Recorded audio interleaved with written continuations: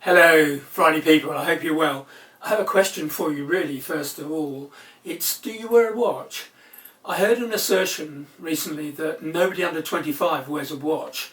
A, because the time is all around us and they don't need. And secondly, it's a single function device.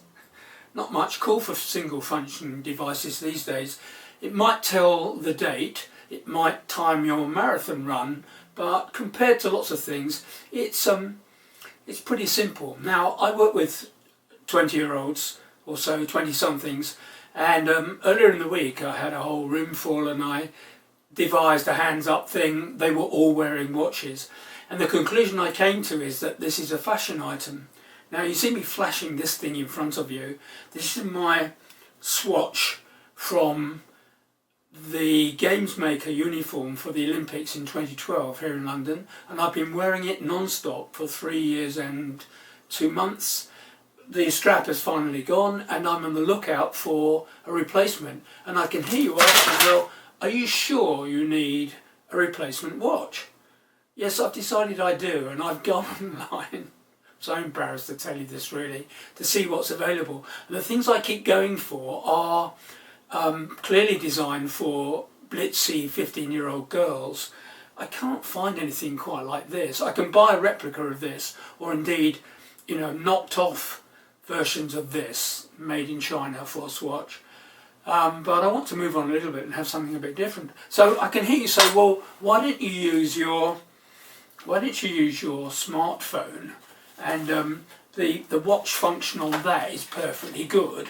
And that's true, it is, and it's got lots of other things as well, but somehow I just want to move away from the high-techness of all of that. Oh, I know what you were doing. You were saying, oh my God, is that an iPhone 4 that he's got? I have to tell you it is.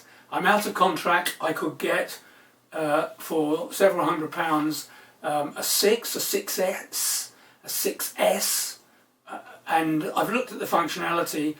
The camera is the only serious reason for an upgrade, and I'm not fussed with that, so I'm going to resist buying a new one. I'm going to resist my daughter saying to me in restaurants, Father, take that thing off the table and put it out of sight because it affects her image. So going to stick with it. Now, all this musing about tech comes because Waterstones, the biggest sensible book retailer here in the UK, is going to stop stocking Kindles.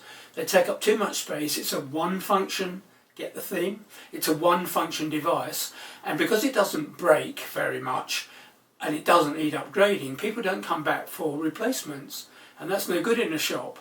So they've kind of abandoned it, and they're going to make the space available for even greater diversity of printed materials, which has been something of a feature of their stores recently, and yeah, can't complain about that.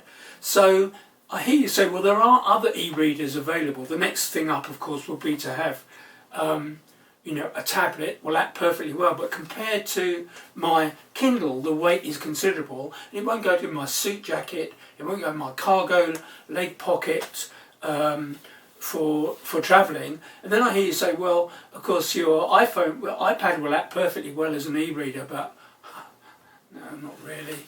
Not if I'm going on holiday and I want to take lots of books with me, I have to say. So the conclusion I've come to is that I'm not going to get an Apple Watch. Okay, my son tells me that he doesn't really use his much anymore, and I'm going to, unless I'm travelling, I'm going back to actually buying books in printed format.